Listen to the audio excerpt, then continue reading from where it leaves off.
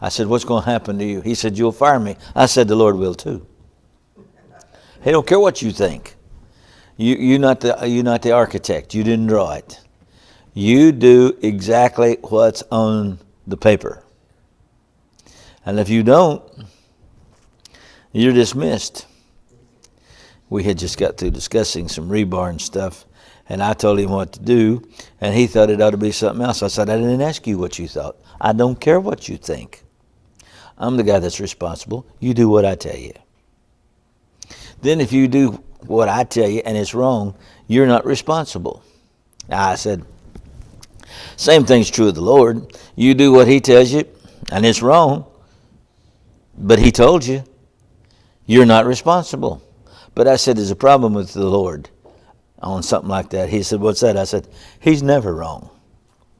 So I said, the problem with you've got is you've done what somebody else told you. Well, I was baptized. I said, no, you just had a religious bath. It wasn't worth a dime to you. So we discussed it on for another 15 or 20 minutes. But he couldn't believe that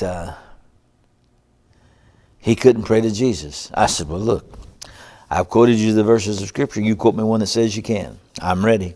And I said, if you don't have a copy of the Scriptures, I got one in my pocket. You know, Bobby gave me, I don't know if you have it or not, the translation of the Scriptures in modern Hebrew that's translated into English. You wouldn't believe how good a translation that is. It doesn't have the Roman Catholic doctrine that we fight in the Church of Christ in it. It's just not there, so they couldn't translate it. And it didn't come from the old writings that the Roman Catholics so much influence, so they didn't put it in. So it's interesting, and it's refreshing to read something, and you know that it's not there. Then when you find a translation that is credible and it doesn't have it there, you know you're not guessing. But the governments of men, we don't believe what the Bible teaches about the governments of men. Daniel 5, if you want to look it up, in verse 21. Daniel 4 in verse 25. And it's Daniel 2, and I've forgotten exactly what verse it is in Daniel 2, but it won't be too hard to find out. You know, when God says something once, that should be enough, right? When he says something twice, you ought to take a hint. But when he says something 3 times, it's settled. There's no way that it's wrong. Are you there in Daniel? Let's see if I can find it. Seems like it's Daniel 2:21. He changes the times and the seasons. That's 2:21. Read it. And he changes the times and the seasons. He removes kings. That's it. Up kings. Go ahead. He does what?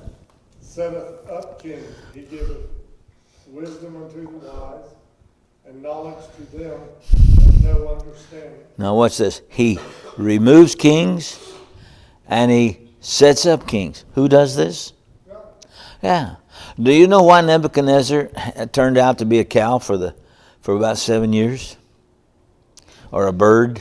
It actually described him as something like a bird. Do you remember when Nebuchadnezzar was turned out into the field and he ate grass and he grew claws for fingernails? And all that? Do you know why that God did that for Nebuchadnezzar? Well, let's just turn over there and we'll read. Because he tells him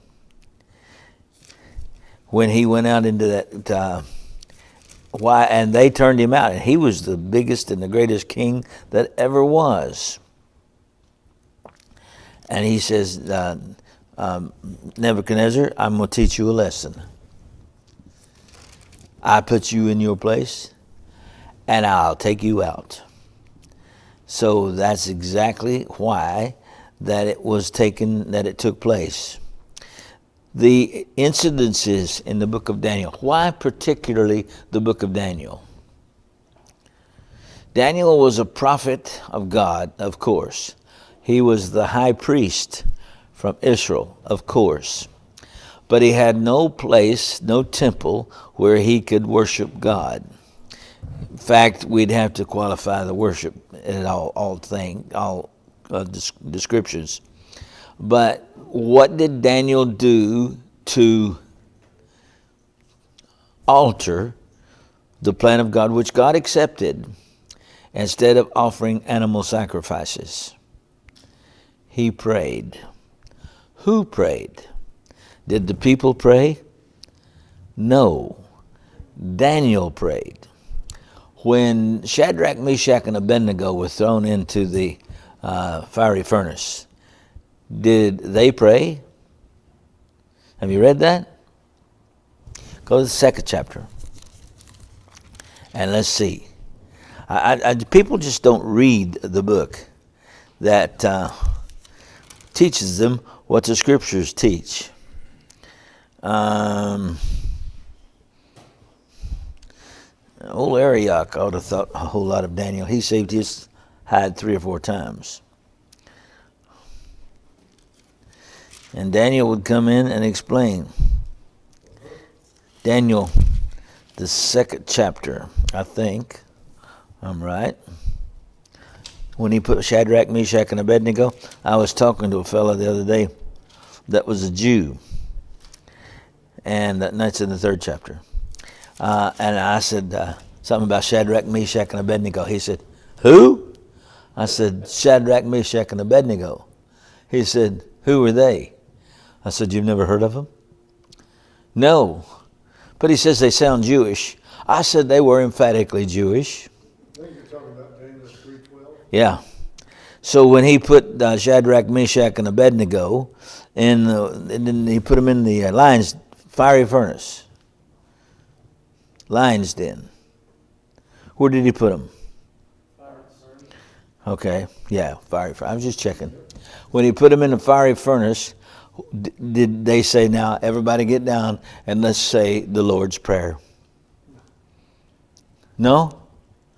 Did they get on the phone and call the pastor and say, will you pray for us? We have a kind of a critical situation here. No. Why did they not pray?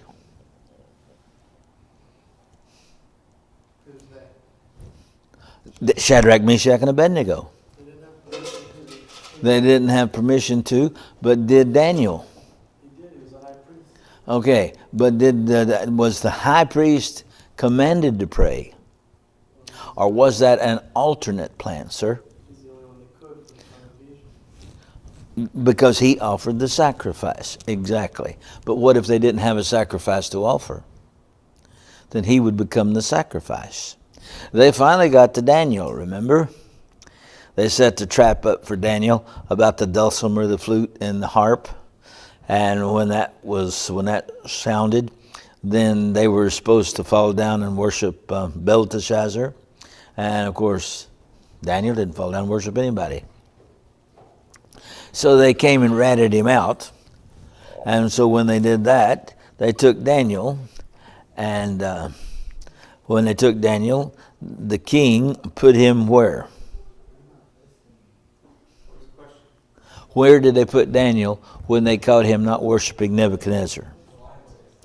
In the lion's den. Did Daniel pray? Doesn't say that he did. He wasn't offering a sacrifice for the sins of the people. So he didn't pray. You see, the idea that's taught in denominationalism is not sanctioned in the Old Testament at all. When David, the king, went out and got the pebbles, how many pebbles did he get out of the brook? 5. We'll talk about that one of these days. Numerology teaches you a whole lot. When he got those 5 pebbles out of that brook, did he pray? No. Why? They weren't taught to do that. The Jewish people as a whole were never instructed to pray. Why? who would they pray to? If they could pray to Christ, and that would be the only deity they could pray to, would he have the function to forgive them of sin? No. So they didn't pray. So it's an interesting thing. I've got a question to ask you that my wife asked me last night. A little bit off the subject, but not too much. I thought it's extremely good subject. Question. Eve was given pain in childbearing. Why? Please don't say because she sinned. God told her she would have. Yeah, but why? Because she ate the fruit of the tree. Not because she sinned, but because she ate that fruit. Well, it wouldn't hurt her at all to eat the fruit of the tree. Because she broke the bond that Adam had with God. That bond. She's strong enough and had the bully pulpit enough to break that bond? Oh, she deceived him and led him into it. So turn to Genesis since I asked the question. And we'll be back to Daniel, so just hang loose there a minute. So when Eve, as my sister-in-law used to say, told the secrets of home, when she told Satan what the covenant was between God and Adam, she included herself.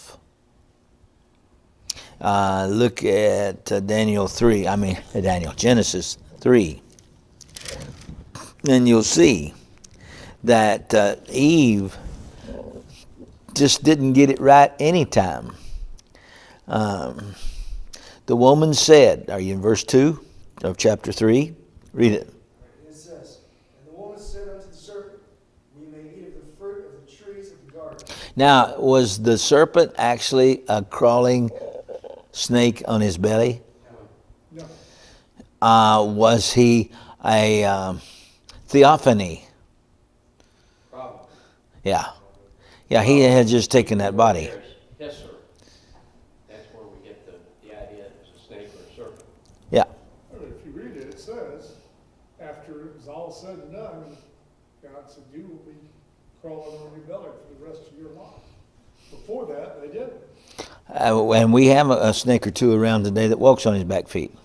Oh, yeah. Just so if nobody thinks that that's true, it is true. Sir? He's in the White House. The woman said, look at verse 2. The woman said unto the serpent, Now wait a minute. She's not lying here. But she is lying because she said we. That is plural. That means more than me. That's not true. She could eat of the fruit. I know that there's a lot of people that don't like that idea.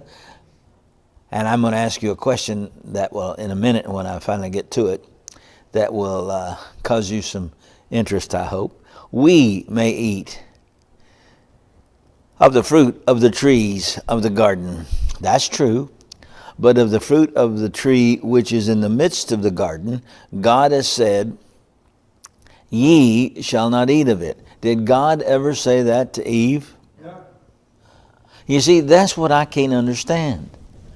Where then does somebody get the idea that Eve disobeyed a command? She disobeyed Adam. She didn't disobey him. That's right. She tried to change the format that God had established in the law of first order. You're exactly right. She says, ye shall not eat of it, neither shall ye touch it, lest ye die. Did God ever tell Adam not to touch it? If he did, I never read it. Now, if Eve is telling us something we didn't read, I beg her pardon. But if he didn't, then he could touch it all he wanted to. He could play softball with it. He could do whatever he wanted to. As long as it didn't go in his mouth. As long as he didn't eat it. He didn't catch it with his teeth. There you go. Because he says, lest you die. Now, when Satan spoke to her of death, what did she understand? It's physical. How did she not understand? How did she had Eve ever seen anything die? No, What? no, she had never seen anything die. Yeah, I don't think so. So what did she think of when he talked about death? Now, I agree with Mike. It would be physical because that's the only thing she could think about. Yeah. But of course, God, What death was. yeah, God would not speak to a physical person about a physical death because that would not be something that would cause them to be estranged from God if they died physically.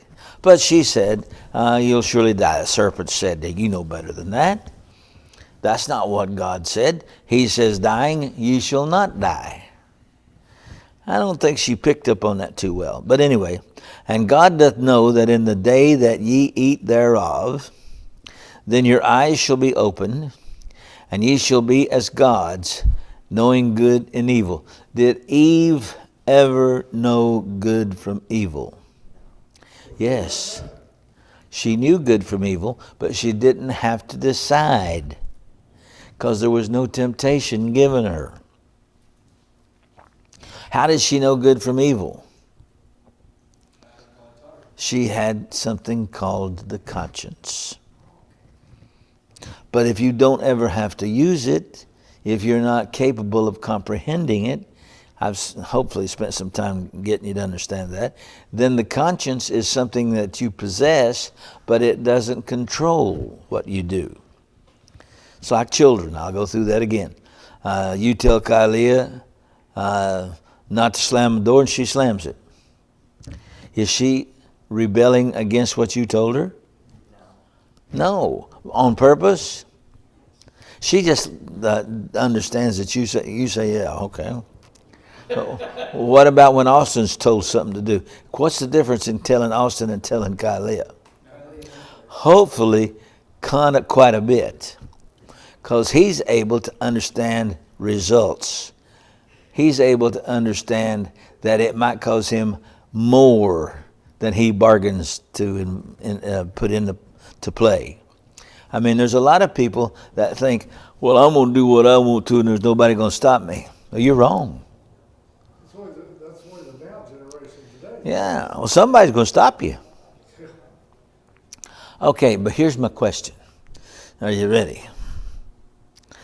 We have behind the house a cow giving birth. You say, how do you know? Well, I didn't go over and check. Yeah. And it sounds like my wife and everybody I know would tell you that the cow is bellowing in pain. And she asked me, based on that premise, well, why is the cow in pain? It didn't deny the law of God. That's a good question. I can't answer it. What the pain was brought up, not brought on, but also stated that it is to, in remembering.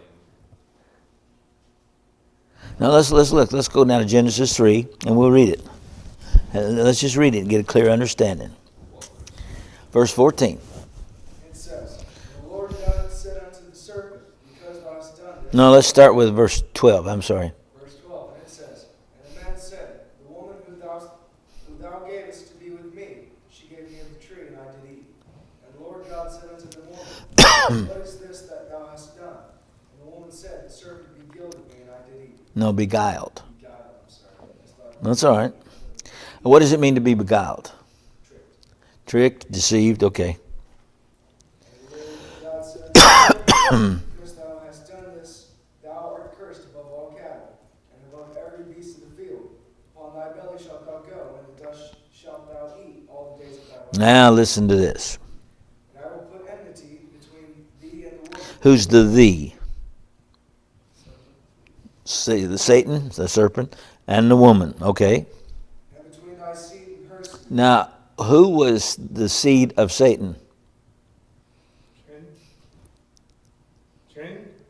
Well, he was. but he was the seed of Adam.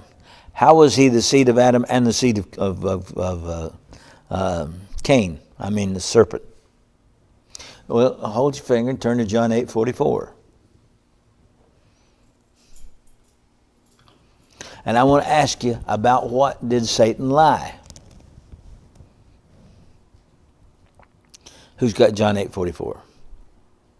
You have your father the devil, and the lust of your father ye will do. He was a murderer from the beginning, and abode not in the truth, because there was no truth in him. When he speaketh a lie, he speaketh of his own, for he is a liar and a father of it. Okay. Who is the father of the lie? Jesus, said to the woman here, you have the seed of your father in you. And because you have the seed of the father, you're going to get to be punished. All right, keep going. And what was her seed, by the way? The seed of Satan and the seed of Seth? thy seed. Who was this thy seed? The seed of the woman. See, she had the seed of Satan. The woman had, or was being told, she would have the seed in her. What is he speaking about? Okay, how do you know? Because that's what the promise was. Okay, why would it have to be Christ? They knew why would it have to be. It was. Yeah, I know it was, but why? It's the only way they could have forgiveness of sin. And that's still not the answer. Forget sin, forget everything else. How is it that Christ was the seed of the woman? Because a woman is not the seed. Man has the seed. Oh, now what's that got to do with anything? Christ is the only human being ever born that didn't have a physical father. There was no seed that was put in her womb, Mary's womb. She then produced the seed.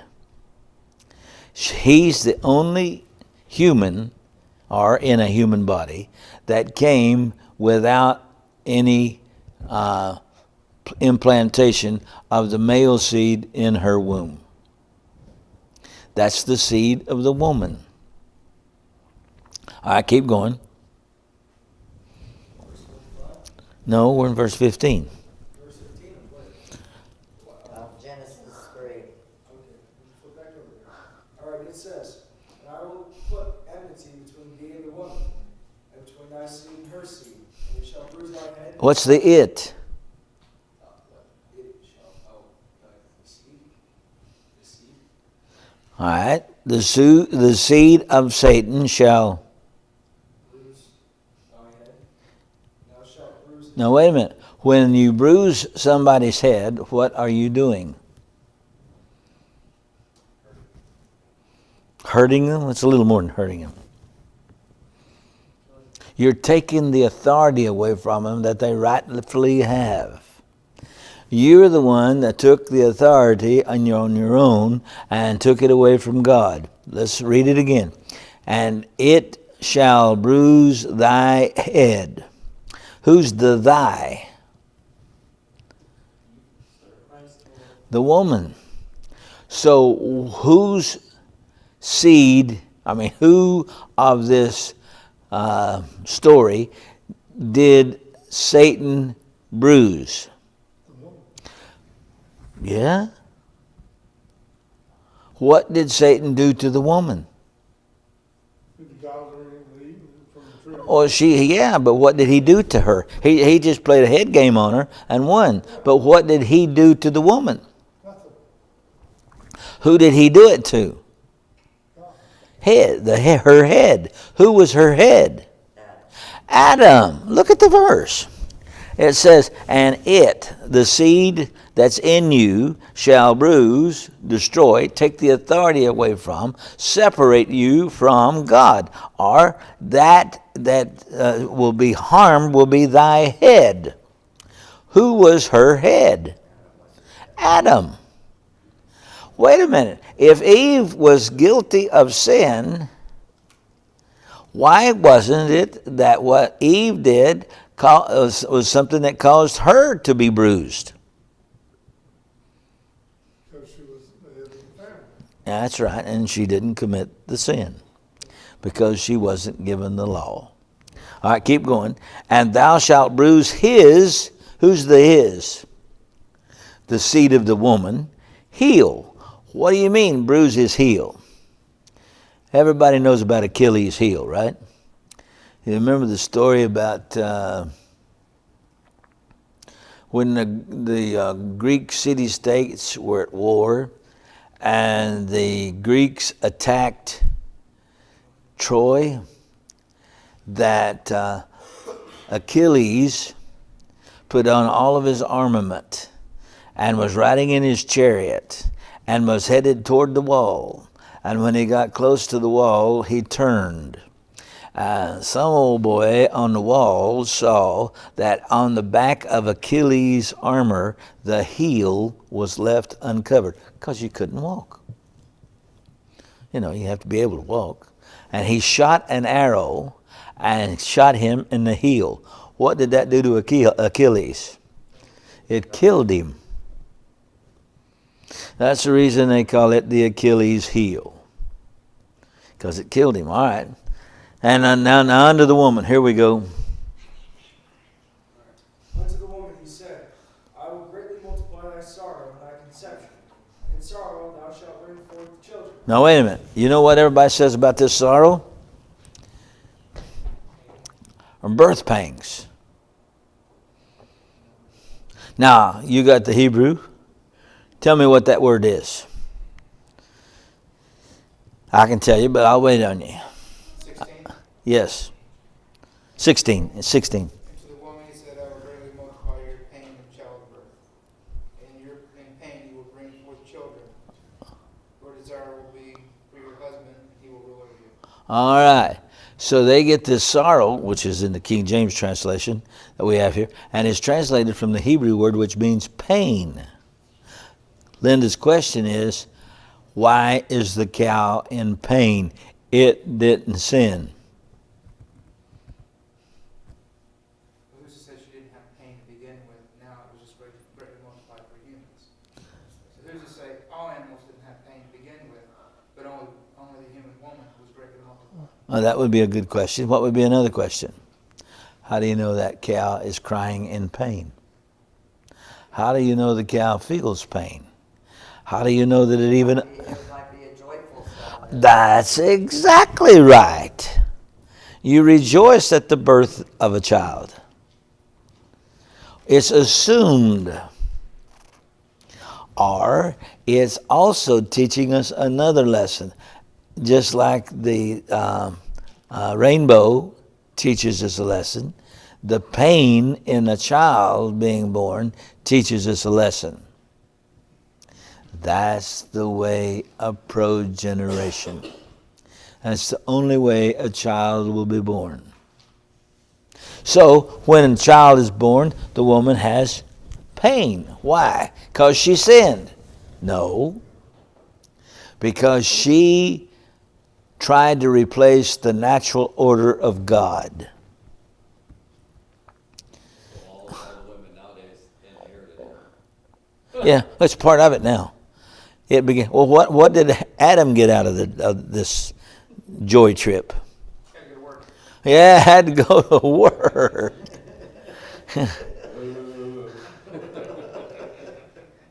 And when he had to go to work, what did he go out there and run into? Briars and everything else. See, Adam never had to work. Adam's meals were delivered. He didn't have to get out and dig and hoe and clean and fertilize. And who did all that for him? God. God said, you don't like my plan? Said you don't want to do it the way I want to do it? Let me tell you what's coming up. Keep going. And unto Adam he said, If thou hast hearkened unto the voice of thy wife, and hast eaten of the tree of which I commanded thee, saying, Thou shalt not do that. Now, wait a minute. Did he say, I commanded you all? Why didn't God just make it to where we could get the woman in here? Because she wasn't in the plan. Why? Keep going. Cursed is the ground for thy sake.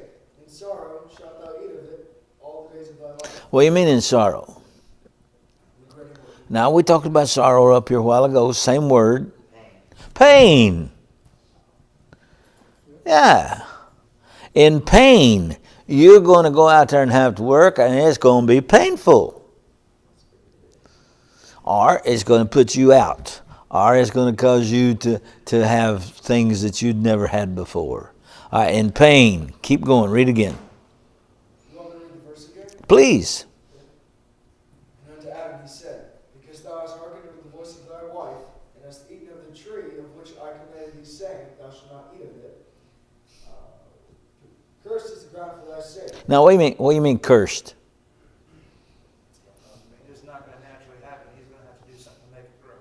All right. It won't be just something you just throw something out there and it grows up for you and says, here, eat me.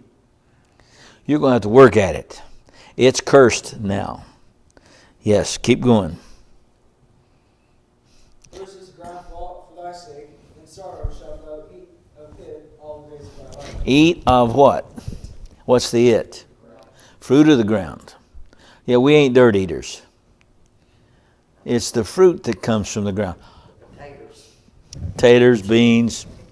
All right, keep going. In the sweet of thy face shalt thou eat bread. In the who? Oh, sweat. You skipped 18. You didn't read it. You skipped. He doesn't like 18. Thorns also and thistles shall it bring forth to thee, and thou shalt eat the herb of the field. Now, did it say that the woman is supposed to go out there and work in the field? Yeah. Is a woman committing a sin against God to work in the field? No, but she didn't get the punishment because she was not told to eat. Next verse. But she did get the punishment. Sir? Pain of child. Yes, but what was the pain of child? I remember I compared it to what? Yeah.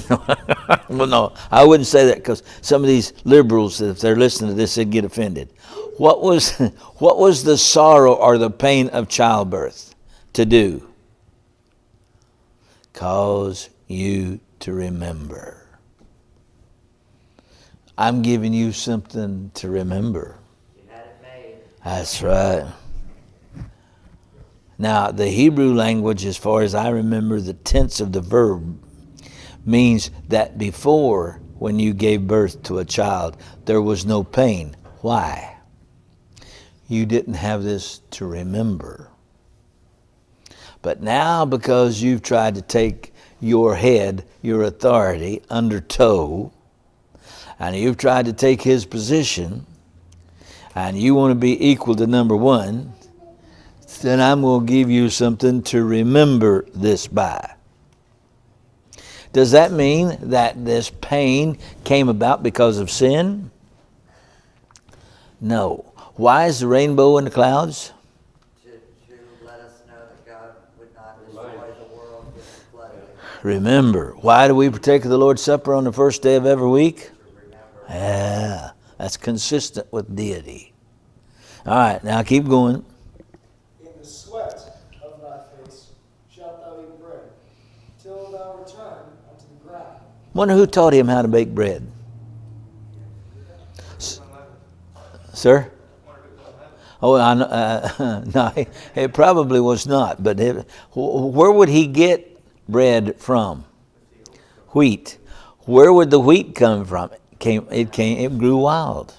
But having grown wild, now it won't grow wild like that again. You've got to plant it. That's right. Sowing and reaping became the law of the day. All right, one more verse. In the sweat of thy face shalt thou eat bread, till thou return unto the ground, for out of it wast thou taken, for dust thou art, and unto the dust thou shalt return. Now he's going to return to what? That's dust. Because you've sinned. No. Because now he's not perfect anymore. Transfiguration now. That's true, but why would he return to the ground from whence he came? That was the natural law. Death was the natural law. Just like being born is the law of nature and it's natural, so was death. So what was Satan lying to her when he said, "Why, you're not dying"? Yeah, that's not what he's talking about. You missed it, honey. He's talking about spiritual death. Now, the question is, to whom did he say this spiritual death would come? Adam. To him the law was given. Keep going. Last for you got. Who had your hand up? So even though they were with God, it was still naturally to happen that they would have died. Yeah. Okay. Was it natural that he created them? Was it natural that the children that had been born came by birth? Was all that natural? See, birth is the natural process of the cohabitation of a man and his wife. I have to tell you something, but I really don't want it recorded. So we'll talk about it when I cut off the recorder. It's not vulgar, it's not nasty, it's not bad. I just wanted to show you. I have had a fella today that has been using an argument as to why he divorced his wife for 25 years in this area that's a member of the church. I solved his problem today. But anyway, let's find out what the answer is. Now, we're not getting too much on God's place in the governments of men, but, we got a little time, and we'll study it until we get it down. But the thing I'm going back to is that when Adam was told these things, what did Adam then do? Verse 20. And Adam called his wife's name Eve. Now, the Hebrew word for that is interesting. What is Eve? That's opposite of morning? Morning and evening? No. It's the mother of all living. All that had lived, all that were alive. By the way, do you know what the word Cain means in the Phoenician tongue? Well, I had a guy that I respected as a scholar, and he translated it in the Hebrew language. Now, what's wrong with that? Hebrew wasn't spoken. Hebrew wasn't the language being spoken.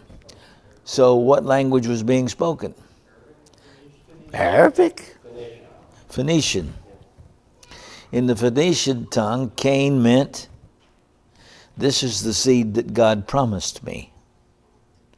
Abel meant, this is the perfect sacrifice. Seth meant, this again is the seed God promised me. All these names meant something. So Cain and Abel came along, and Cain and Abel came along by the process of procreation, chapter 4, verse 1. But let's just finish, since we only got 5 minutes left. Read verse 22. And the Lord God said, Behold, man has become one of us. Now wait a minute. Does that mean that man had become God? No. What did it mean, one of us? Keep reading. Become one of us to know good and evil. Had man ever known good and evil? No. Had he been tempted and been tried so that he was tested whether to do good or evil? This know is the same word that is used in verse 4 and 1. Read chapter 4, verse 1. And Adam knew. Wait, what do you mean knew? You can know something and not know it. Yeah, but you can't know it if you've had intercourse with it, or if you've had communications with it, or you've had the experience of it. Which you were saying in sin. A child can't sin because it doesn't have the knowledge. Sure. It doesn't have any comprehension of what's good and what's bad. All right, so let's go and keep reading. Verse 23 or chapter 4, verse 23. Therefore the Lord God sent him forth from the Garden of Eden. What about her? She didn't have anywhere else to go. She's trailed along. I bet that wasn't a joyous trip. Has to be like Hillary losing the election. All right, keep going. To till the ground from whence he was taken. You see, he learned that lesson because you know what caused to teach him that lesson? I heard a good argument today on these cities that have decided that they're not going to practice the law. What do they call them? Sanctuary cities. You know the best argument on the sanctuary cities? That's correct. They will only be sanctuary cities until they need the money. Then watch them change. Real quick. So when Adam got out and about his belly started aching, and he went to McDonald's and it was closed, or Burger King to have it his way, and it was closed, what did he do? Somebody told me what I should do to solve this problem. That was God. You know, I think he's pretty smart. I'm going to try his plan. And so what he did was till the ground. And so he drove out the woman. That was never her home to start with. Why was she there? To be a helpmate for Adam. Exactly. So he drove out the man, and he placed at the east of the Garden of Eden a cherubim. What is a cherubim? Oh, yeah, but what kind? It's like not a guardian, A who? not a guardian, but like a sentry. Isn't that what we were talking about? You forgot that sermon, didn't you? What's a cherubim? One of the angels that stands before God continually. Yes, it's an angel from heaven.